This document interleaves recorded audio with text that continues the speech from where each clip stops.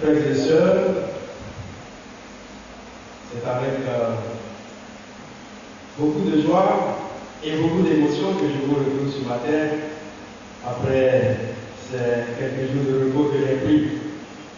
Quelques jours de repos que j'ai clôturé cette célébration eucharistique où la paroisse me dit au revoir. Avec beaucoup de joie, nous avons travaillé en ce lieu. Avec beaucoup de joie, nous quittons ce lieu pour poursuivre la mission du Seigneur. Pour tout cela, je voudrais dire encore merci au Seigneur. Mais avant d'arriver au remerciement proprement dit, je voudrais qu'avec vous, nous puissions scruter les tests que nous propose l'Église aujourd'hui. Car ces tests sont révélateurs et significatifs pour nous. En ce dimanche, quand vous dites au revoir à un serviteur de Dieu, la parole de Dieu va nous inviter à poser le regard sur le disciple du Christ. Qui on appelle disciple du Christ? Qui on appelle disciple du Christ? Il y a beaucoup qui se proclament être disciples, mais sont-ils véritablement disciples du Christ? Beaucoup se font appeler chrétiens, mais savent-ils ce que renferme le nom de chrétien? Apparemment, je dirais non. Je dirais non parce qu'on nous a présenté et proclamé un christianisme sans souffrance. On nous a présenté un Dieu qui est bonté. On nous a présenté un Dieu qui ne fait pas de tort. On nous a présenté une vie en Dieu qui est rose et belle. Pourtant, en écoutant ces textes de ce jour, nous comprenons que la vie chrétienne, dans la vie chrétienne, existe ce qu'on appelle le dualisme. Le dualisme existentiel. Alors ce matin, tu vas dire à ton passé, dualisme existentiel. Oui, le dualisme existentiel va nous aider à comprendre que dans la vie, là, il y a le bien et il y a le mal. Dans la vie, il y a le mauvais et il y a le gentil. Dans la vie, il y a le chrétien et il y a le païen. Dans la vie, il y a celui qui croit en Dieu et celui qui ne croit pas en Dieu. Ça fait partie de l'existence. Mais en tout cela, où est la place de l'homme de Dieu? Où est la place du chrétien?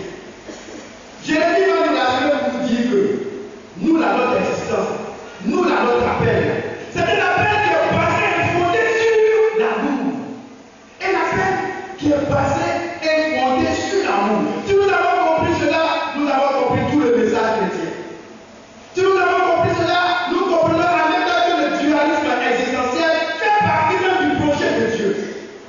Le dualisme fait partie du projet de Dieu. Il ne peut pas exister de vie chrétienne sans souffrance. Il ne peut pas exister de vie chrétienne sans foi. Il ne peut pas exister de vie sans épreuve, sans difficulté. Mais pourquoi maintenant, dans nos prédications, dans nos évangélisations, on veut libérer, on veut attacher, on veut délier, pourtant ça fait partie de l'existence.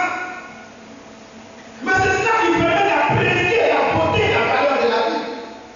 Mais dans le langage ordinaire, on ne dit pas que. Comment on dit ça? On ne peut pas d'omelette sans casser les œufs. Tu veux manger omelette, mais eux t'as pas cassé. Alors que tu veux que eux la fasse pousser. Tu ne vas pas manger omelette. Comment tu choisis poulet? Comment tu choisis omelette? Dans le langage ordinaire, l'homme idéal a connaissance de ce dicton-là, de ce dualisme. Il n'y a pas de dimanche de Pâques sans vendredi saint. Pas de dimanche de Pâques sans vendredi saint. Alors pourquoi, lorsque la difficulté se présente à nous, tu de suite nous sommes désemparés? Tu de suite nous baissons les bras. Tu de suite nous demandons, mais qu'est-ce que j'ai fait à Dieu? Moi, Dieu m'a oublié.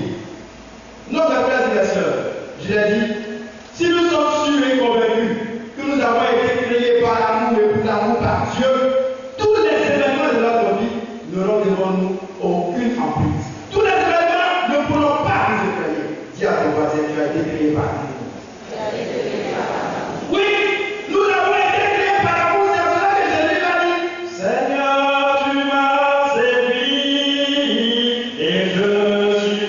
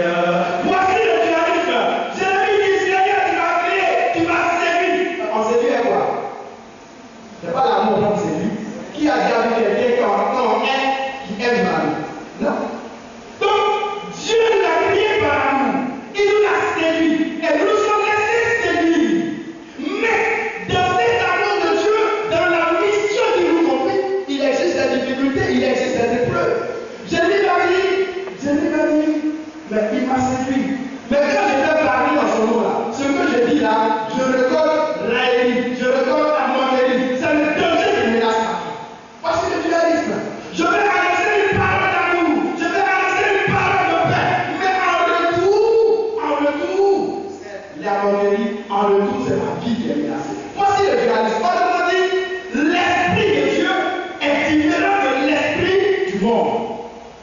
Le dualisme est là.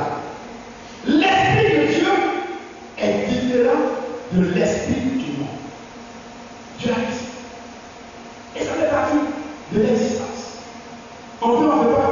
C'est dans ça qu'on est. Jérémie va aller encore plus loin, il fait même une expérience profonde de ce dualisme-là dans son être. Il dit, je ne vais même plus parler de Dieu. Parce que quand je parle de lui, je regarde la réalité, ma vie est menacée. Mais en même temps, il dit, papa, je ne peux pas me taire parce qu'il y a un feu qui brûle en moi, un feu de moi qui me consume. Donc en même temps que la parole a dit sur mon malheur, à l'émission, à l'étranger, mais en même temps, je ne peux pas me taire. Mais père, je te laisse ça nous parler. On a besoin de méditer là-dessus. Parce que dans nos prédications, dans nos différents programmes pastoraux, on cherche le bien du peuple de Dieu. Mais qu'est-ce qu'on récolte? La haine. Qu'est-ce qu'on récolte? Ils ont la bouffe leur argent. Qu'est-ce qu'on récolte? Ah, les pères chercheurs de femmes là. Qu'est-ce qu'on récolte? Ah, voici ça. Ah, voilà eux. Eh, Seigneur, tu m'as séduit et je me suis laissé séduire. Tu m'as terrassé, tu m'as avec eux, tu as été le plus fort. Oui, le Seigneur est toujours le plus fort. Pourquoi? Parce que nous la sommes enracinés dans son âme. Donc, critiquez pas, tiquez pas, on est déjà.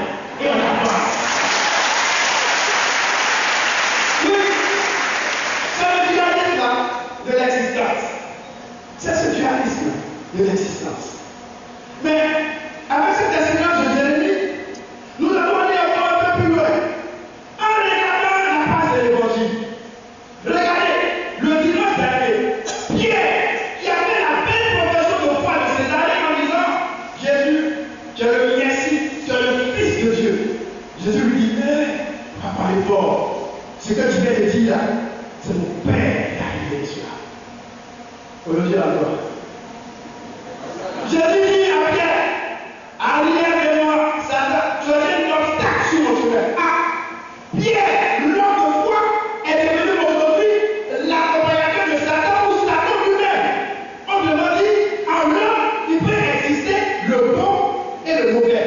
Même pas qu'il peut exister, en l'homme, il y a le bon et le mauvais. Dis à ton voisin, tu peux être bon, tu peux être mauvais. Bon, quand tu lui dis ça, là, il lui dit, moi, je peux être bon, je peux être mauvais. Hein? Oui, parce qu'on t'a dit là, ça t'a prouvé que ça fort. Là, il lui dit, madame, moi, je peux être bon, je peux être mauvais. Hein? Oui, c'est le Pierre de l'existence, parce que Pierre, l'homme de la foi, qui est traité aujourd'hui de Belzébuth. L'homme de la foi, qui est traité aujourd'hui de Belzébuth. Parce que le dualisme de la foi. Alors là, tu l'as compris ça, on doit être un peu tolérant quand on parle de Dieu. On doit être un peu tempérant. On doit modérer quand on va se prononcer, quand on va dire, on va conférer. Sinon, de la même manière qu'on fait avec moi, ça peut se retourner haut. Ça peut se retourner haut. Alors, en voyant cela, nous nous disons merci. En voyant cela, la question qui revient, c'est comment gérer l'épreuve, la difficulté. Comment appréhender les obstacles qui se présentent à nous. Parce que quoi qu'on dise, la parole de Dieu déclare que Dieu a pour nous des projets de paix et de bonheur. Dieu a pour nous un avenir, une espérance. Ça, il n'a rien à dire. Parce qu'on a été créé par l'amour et pour l'amour. Maintenant, comment appréhender, comment vivre avec la difficulté? C'est là peut-être la grande question. En disant appréhender et vivre avec la difficulté, Dieu ne nous invite pas à être des masochistes ou bien des doloristes. C'est-à-dire aimer la douleur, aimer l'épreuve, aimer la difficulté. Mais il faut comprendre que tout cela fait partie du plan de Dieu. Tout cela fait partie du plan de Dieu. Parce que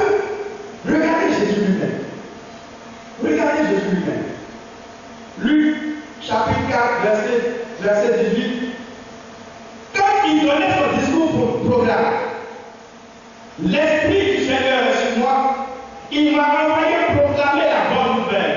Dire aux prisonniers qu'ils soient libres, aux opprimés qu'ils soient libérés, annoncer aux prophètes qu'ils vont marcher. Voici le discours proclamé de Jésus. Lorsque, en Matthieu, Jean-Baptiste va lui envoyer pour lui dire, est-ce qu'on doit attendre un autre ou bien c'est toi qu'on doit attendre? Il va leur dire, allez dire à Jean-Baptiste que les aveugles voient, les boiteux marchent, les sourds entendent. Merci. Les sourds entendent. La bonne nouvelle est proclamée à tous. Alors, l'autre dualisme aujourd'hui, la parole dit que Jésus a commencé à parler clairement à ses disciples en leur disant, il nous faut aller à Jérusalem. Je vais souffrir, je vais mourir et ressusciter. Depuis que Jésus nous a parlé que aujourd'hui là, on va souffrir, on va souffrir là.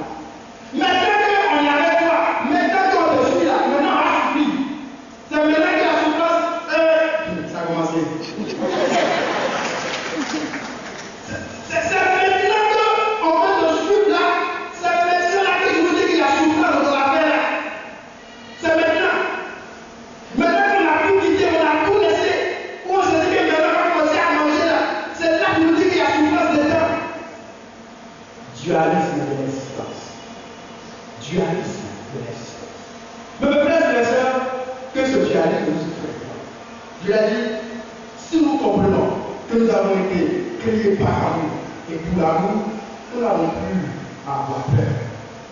Nous n'avons plus à avoir peur.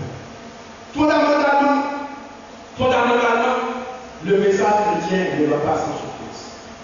Si on vous annonce un évangile, souvent je vois devant certaines églises, non, arrêtez de souffrir. Ça veut dire quoi? Arrêtez. Tout le monde dit arrêtez de souffrir. Même la dimension, ça là, c'est un barbarisme théologique insensé. Ça veut rien dire. Arrêtez de souffrir. Ça veut rien dire. Paul nous dit que je prends ma part de souffrance de l'annonce de l'évangile. Alors, mais pourquoi on nous dit regardez, bouge comme ça, arrêtez de souffrir? Qu'est-ce que c'est?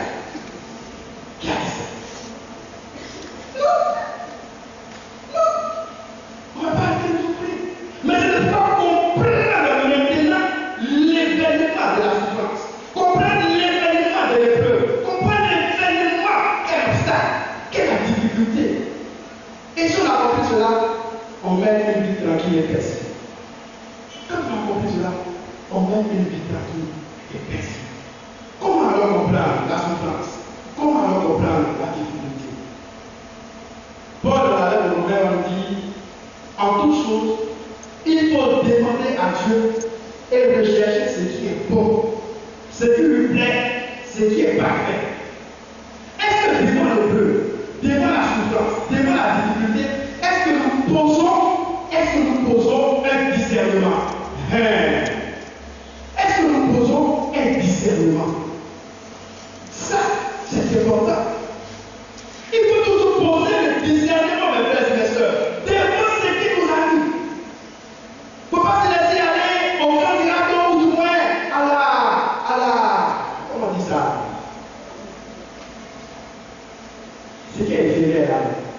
Au dicton populaire, pas se laisser aller à cela. Non, en tant que chrétien, devant chacune des situations, il faut poser un discernement. Il faut poser un discernement. Et ce discernement va nous révéler la volonté de Dieu. Ce discernement va nous révéler la volonté de Dieu. Pour poser ce discernement, je vous donne quelques lignes de conduite, quelques critères. Pour poser le discernement, pour pouvoir connaître la volonté de Dieu, ou du moins vivre avec le dualisme existentiel, je vous donne quelques critères. Le premier critère, devant les événements que nous avons à vivre, c'est de croire que toutes choses contribuent au bien de ceux qui aiment Dieu. Toutes choses contribuent au bien de ceux qui aiment Dieu. Que ce soit en bien, que ce soit en mal. Toutes choses contribuent au bien de ceux qui aiment Dieu. Il faut croire aussi que Dieu fait concourir toutes choses, que Dieu fait toutes choses, Dieu fait toutes choses belles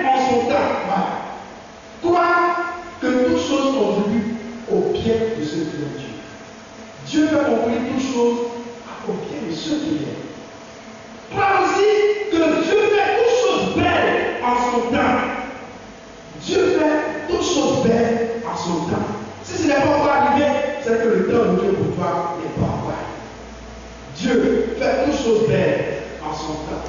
Crois aussi que l'épreuve et la difficulté n'auront pas le dernier mot sur la vie du chrétien. L'épreuve et la difficulté n'auront pas le dernier mot sur la vie du chrétien. Parce qu'avec Christ, nous sommes vainqueurs du malin et du monde. Il faut croire en cela. Avec Christ, nous sommes vainqueurs du malin et du monde. Donc l'épreuve et la difficulté n'auront jamais le dernier mot. Ils n'auront jamais le dernier mot. Maintenant, devant l'épreuve, devant la souffrance, il faut faire preuve de tempérance. Il faut faire preuve de tempérance. Faire preuve de sérénité. Tempérance, sérénité. Et poser maintenant le discernement. Devant la difficulté, si nous pouvons, nous n'allons pas pouvoir lire les signes de Dieu. Nous n'allons pas pouvoir lire Dieu. Nous n'allons pas entrer dans le projet de Dieu. Faire preuve de sérénité, de tempérance. Et puis, dernière condition, c'est de s'abandonner à la volonté de Dieu.